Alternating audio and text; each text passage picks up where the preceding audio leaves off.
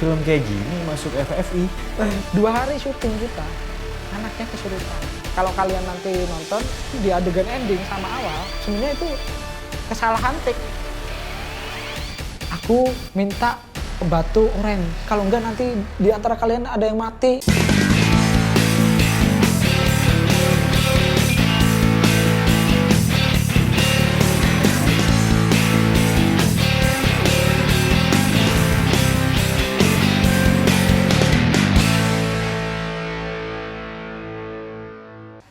Hai, selamat datang di channel The Memo. Perkenalkan, nama gua Power dan kali ini gua bersama dengan sutradara film Topo Pendem.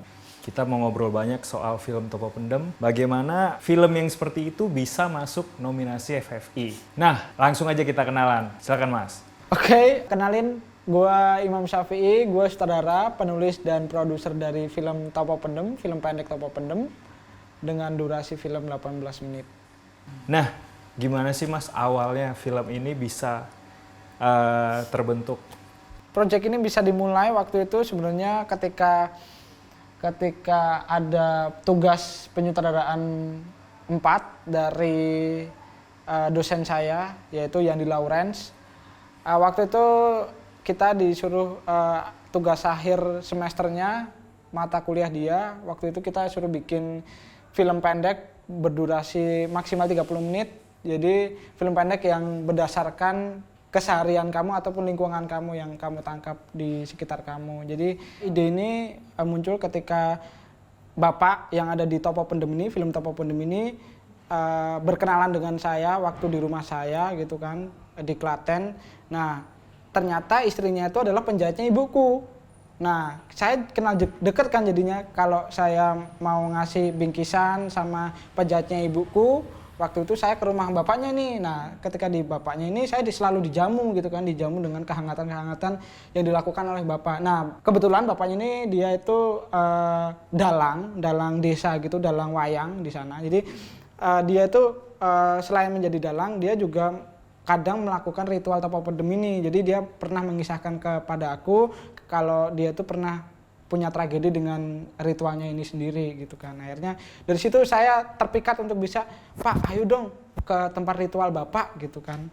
Akhirnya ketika saya ke ritual Bapaknya ini, gila gitu kan. Lubangnya tuh dalam, gelap, terus kayak seperti tanah, tapi cuma dilandasin pakai semen gitu, di semen, tapi ya sama aja tanah dalamannya. Jadi gila. Akhirnya waktu itu saya dan teman-teman ngelakuin riset, beneran riset. Jadi kita sama bapaknya 2 jam dikubur hidup-hidup di situ. Wow. Sebenarnya kalau jujur kalau aku takut gitu kan masuk ke dalam, tapi aku akhirnya mengorbankan teman-temanku karena mereka tertarik dengan pengen masuk, pengen nyobain, pengen ngerasain dunia fantasi, alam gaib itu gimana sih. Akhirnya mereka masuk gitu kan. Akhirnya aku tanya-tanya, apa yang kamu rasakan gitu. Dari situ sih mulai merasakan bahwa oh ternyata orang yang bertapa di dalam kubur ini tuh punya fantasi sendiri gitu kan di alamnya. Akhirnya dari situ aku memikirkan ini ide filmnya. Awalnya gue inget banget nih, waktu itu kita mau buat Topo Pendem ini bukan sebagai film fiksi kan awalnya. Awalnya dokumenter tuh. Coba dong ceritain kenapa bisa jadi film fiksi. Padahal dulu kita rencananya mau buat dokumenter. Itu prosesnya sangat panjang sih kok bisa jadi fiksi, karena menurutku ada sesuatu hal yang bisa dicapai untuk bisa mempromosikan budaya seperti ini dengan cara fiksi. Karena menurut aku penonton fiksi jujur lebih banyak daripada penonton dokumenternya. Waktu itu aku gimana caranya kemasan budaya ini bisa dikemas sefiksi mungkin, sedekat mungkin dengan kehidupan penontonnya gitu. Jadi kenapa aku milih jalurnya fiksi di ide ini, kenapa nggak langsung dokumenter aja gitu kan. Karena ini kan proyek dokumenter harusnya, tapi aku coba jebatannya dengan fiksi gitu. Ada nggak sih kejadian-kejadian unik gitu atau mistis yang terjadi di lokasi syuting? 2 hari syuting kita, anaknya kesurupan. Gila, gue sampai ini gimana ya take-nya. Kalau kalian nanti nonton, itu di Topo Pendem, di adegan ending sama awal, itu adegannya itu sebenarnya itu kesalahan take. Itu yang emosinya lebih dapet. Si anak yang gali-gali kubur ya? Iya, itu kan kesurupan gitu kan, yang gali-gali kubur itu kan dia tuh kesurupan, jadi harusnya itu adegannya bukan kayak gitu. Harusnya itu adegannya cuma dia nunggu di situ gitu kan, nunggu di situ terus nunggu bapaknya tiba-tiba keluar, harusnya kayak gitu. Tapi dia tiba-tiba ngeruk gitu, kayak ngerasa kayak Iya. karena mungkin gara-gara kan kuburan terus sakral juga kan, dia di situ ada sesajen gitu. Ya, sejajan. Jadi mungkin aku rasa itu dia bisa memanggil roh-roh gitu. Jadi kalau kalian lihat di trailer jelas banget dia ngeruk-ngeruk sampai tanahnya nutupin lensa. Lensa itu harusnya take yang gagal, tapi ya udahlah, take-nya dua hari, kita syuting 2 hari itu take-nya kayak gitu semua. Akhirnya ya udah kita pakai aja, kita pasrah sama namanya gambar. Ya udahlah, gambarnya adanya ini gitu kan. Yang penting kesannya masih ada perjuangan untuk menemukan bapaknya itu. Karena dia memang nyari-nyari bapak kan. Jadi kayak ngerasa kayak, bahkan jujur ya, ketika kesurupan hari pertama itu anaknya ini dia minta apa coba? Aku minta batu orange. Apa ya, Dek? Aku minta batu orange, kalau enggak nanti di antara kalian ada yang mati gitu kan, katanya kayak gitu di kru-kru gitu. Waktu itu akhirnya aku anterin, dia nunjuk tempatnya di situ gitu kan. Di situ, terus ketika sampai ternyata Alfamart gitu kan. Ngapain di Alfamart gitu kan. Orang yang kesurupan itu, aktornya itu, anak kecil itu, akhirnya dia masuk. Ini batunya. Ternyata permen gitu. Ternyata permen, jadi kayak apa ini gitu kan. Akhirnya dari situ tetap hari kedua dia juga kesurupan gitu. Ya, tapi ada yang masalah juga sih sebenarnya. Ketika praproduksi, salah satu produser saya waktu itu meninggal dunia. Saya shock berat gitu kan. Ini teman dekat saya dan dia adalah produser aku. Akhirnya dari situ aku berputuskan bahwa skenario yang udah jadi itu aku rombak total dan akhirnya cuma jadi sinopsis dan treatment. Ya, Ya, itu kan? gue inget banget. Waktu dikasih pertama filenya, gue minta mana skenarionya? Nggak ada skenario. Maafkan ya. Dikasih file ditinggal sama dia. Itu sebenarnya aku antara berani atau enggak sih Nil waktu itu ngasih ke lo gitu kan, kayak ini Daniel mau enggak ya kira-kira ngeditin film yang enggak ada skenario gitu, enggak ada shortlist gitu kan, kayak oh my god gitu kan. Akhirnya gue beraniin waktu itu, Nil gue sama Itu dia, lagi banyak-banyaknya film lagi yang masuk kan. gue alasan sama dia baru dikerjain skenario gitu kan. Itu sih yang buat pengalaman yang kayak anjir. Dari situ akhirnya Daniel tetap terbuka sama aku, open gitu kan. Ya udah deh, lo sini deh gitu kan, ngedit bareng sama gue gitu kan. Akhirnya ya udahlah, mungkin skenanya ada di kepala gue. Jadi ya udahlah, oke, kita garap bareng-bareng waktu itu. Gimana Nil waktu itu kesannya? Sorry banget nih, oke. Iya, memang awalnya bingung banget sih kan, karena ceritanya emang nggak biasa dan skenario nggak ada. Kalau sutradara lain, teman-teman lain itu ngasihnya lengkap gitu. Jadi buat nyusun editingnya cepet, karena waktu itu emang dia buru-buru dan strukturnya belum jelas. Mungkin cara penyampaiannya dia ke gua sih, jadi itu yang membuat bingung. Karena ini kan soal dunia realita dan dunia mistisnya. Jadi setelah diedit, kita bingung juga nih, ini filmnya belum jelas nih. Mana dunia realita, mana yang mistisnya. Belum Nah dapet itu gitu. akhirnya kan kita diskusi waktu itu kan, antara pilihannya untuk membedakan alam nyata dan alam realita Ya, itu dengan apa, rasio. rasio kan. Dulu kan kita Spek rasionya kita pecah-pecah. kita sempat diskusi panjang tentang gimana ya kalau warna ya. Kalau warna, lo tahu sendiri warna di film ini entah berantah gitu Ya, kan. Karena warnanya nggak degrading. Ini file dari kamera. ini file dari kamera kalau kalian bisa lihat ya. Jadi nggak degrading gitu kan. Itu juga prepare-nya sangat pendek banget karena waktu itu ya kita syuting karena ya teman kita waktu itu meninggal gitu. Jadi kita paksain, tadinya nggak mau syuting, tapi karena ini sebuah beban tugas dan beban di mana ya udahlah syuting untuk teman saya gitu. Tapi bonusnya yaitu adalah nilai gitu kan. Perjalanan proses syuting sampai post production itu jadi sangat terkesan gitu kan. Karena kerjanya itu kerja yang semua dadakan, serba dadakan, sebenarnya nggak bagus, tapi karena waktu itu kerja deadline gitu kan, jadi kayak deadline tugas, ketika diputar pertama itu gila, gue langsung kayak anjir, dapat tepukan, dapat orang yang bisa nangis di layar kecil di pemutaran di kampus, itu bisa melihat mereka bisa nangis atau terharu, bisa dapat standing applause, itu kayak anjir, kayak langsung wah gila, tergugah, langsung semangat bikin film lagi ke depan gitu. Nah, dari lu buat sampai sekarang, film Topo Pendem ini udah kemana aja sih? Dan dapetin mungkin menang festival apa gitu? Film ini sih aku nggak nyangka gitu kan, kayak nggak nyangka kalau film ini bisa dipublish ataupun banyak dicari sama beberapa teman-teman filmmaker gitu kan, karena faktor ide yang fresh gitu kan, dan kedekatan cara personal si filmmakernya menyalurkan energinya dalam sebuah film itu. Habis dari tugas di kampus diputer, habis itu dosen saya Yani Lawrence waktu itu bilang, kamu kebangkan gitu kan, maksudnya dia ngomong ini film yang punya potensi panorama Asia gitu katanya, kayak gitu. Jadi kayak ya bener lah gitu kan. Dari situ akhirnya submit ke festival, Mam. Gitu. Ya karena di luar Indonesia kayaknya nggak ada ritual kayak gini ya. Jarang gitu kan. Saya submit pertama yaitu ke Bali waktu itu. Film ini itu menang Best Skenario, Best Sutradara, dan Best Film. Bahkan aku nggak nyangka kayak ini film nggak ada skenario, men. Ya. Bisa menang Best Skenario. Why gitu kan. Kenapa gitu kan? Jadi aku ngerasa kayak ih gila sih, ini film bisa menang di sininya. Dan dari situ aku percaya bahwa ini film bisa meraih penghargaan lagi ke depan gitu kan. Bukan hanya penghargaan, yang penting aku itu bisa mempromosikan ada loh budaya kayak gini. Kita masuk juga di banyak film festival kayak seperti Festival Film Budaya Nusantara, kita menang Best Film.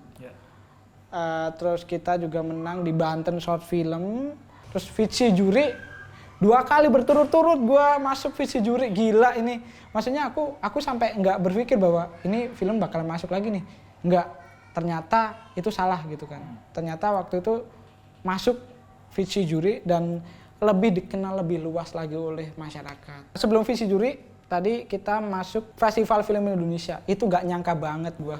Gila. Festival Film Indonesia. Gila, gue berasa kayak ini fantasi ya gitu. Gue langsung jigrak-jigrak gitu kayak orang gila gitu kayak Nominasi kategori film pendek terbaik Festival Film Indonesia 2018. Nominasinya adalah Topo Pendem, Imam Syafi'i. Waktu masuk nominasi kategori Best Nominasi Short Film di FFI waktu itu, jadi kesan yang luar biasa karena saya kayak bangga sendiri terhadap apa yang aku rasakan di lingkungan gitu kan. Berarti memang benar-benar aku peka banget gitu kan dari situ. Jadi dari FFI waktu itu film itu melancong kemana-mana karena menurutku FFI itu jadi tiket kartu pas lah bagi film festival. Oke, aku sebelum ini aku boleh tanya nih, kesan pertama ketika dengar film ini masuk film festival Indonesia waktu itu gimana tuh? Masuk ke FFI itu bener-bener gak nyangka sih. Film kayak gini bisa masuk FFI. Gila sih. Itu rasanya bangga banget sih. Karena tahun sebelumnya 2017 itu gue menghadiri FFI di Manado. Nah itu yang menang editornya Mas Sentot. Gue pinjem piala Mas Sentot buat foto, terus gue berangan-angan gini, wah gue harus punya ini piala 1 gitu. Ya minimal salah satu film yang gue kerjain masuklah ke FFI, entah itu film panjang atau film pendek. Ternyata kejadian tahun berikutnya film Topo Pendem yang gue edit bisa masuk ke nominasi film pendek gitu sih. Ya walaupun filmnya nggak menang, cuman udah seneng banget sih bisa nomina itu kayak ya bisa masuk nominasi. Menurut lu kenapa sih film Topo Pendem ini bisa masuk ke FFI? Menurut gua itu faktor distribusi dan eksibisi itu sangat penting buat aku. Jadi kadang produser film pendek yang lain ataupun apa gitu, kadang malas untuk mengirimkan filmnya ke film festival gitu kan. Jadi nggak bisa dilihat sama teman-teman filmmaker yang lain ataupun programmer ataupun yang lain. Buatku itu penting untuk bisa minimal submit lah, nggak usah masuk atau enggaknya itu terserah nanti. Yang penting rajin untuk submit filmnya gitu. Ke film festival berbagai pun nggak usah ada terkotak-kotakan harus ke luar yang bergengsi atau gimana, enggak. Tapi dari yang kecil. Top of Pendem mulai dari yang kecil. Film festival yang adain dari SMA.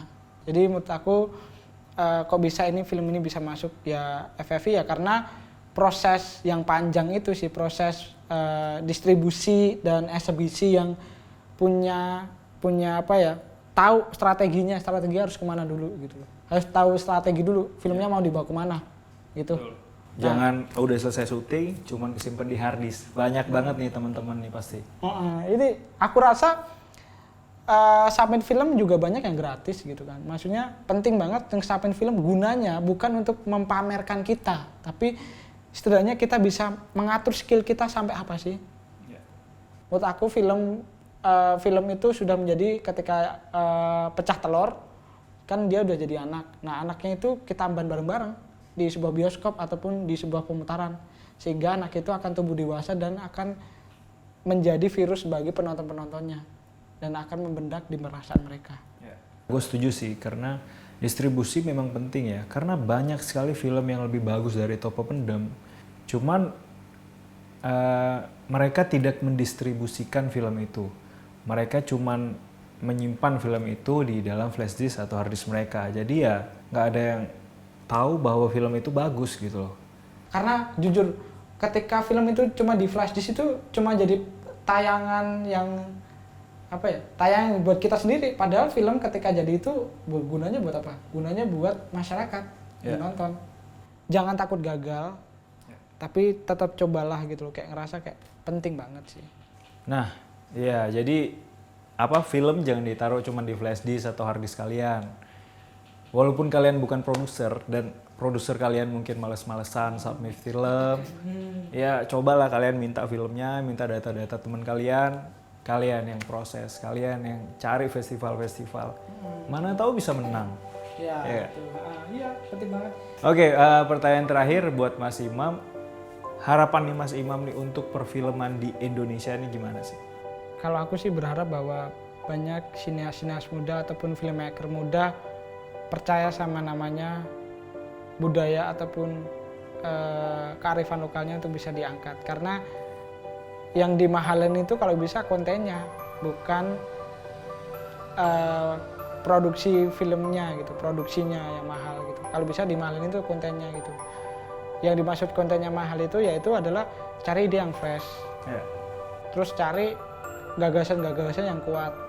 Setidaknya film itu bisa berpengaruh untuk masyarakat lah. Yang tadinya nggak tahu jadi tahu, yang tadinya tidak bisa merasakan apa artinya kehilangan bisa merasakan arti kehilangan. Sekarang itu banyak teman-teman yang mengabaikan namanya itu teori dan rasa. Padahal film itu ngomongin tentang itu, bukan tentang ngomongin rasa doang. Kalau teorinya nol, emang kamu bisa megang kamera yang benar kayak gimana? Cara storytelling yang benar gimana? Gitu.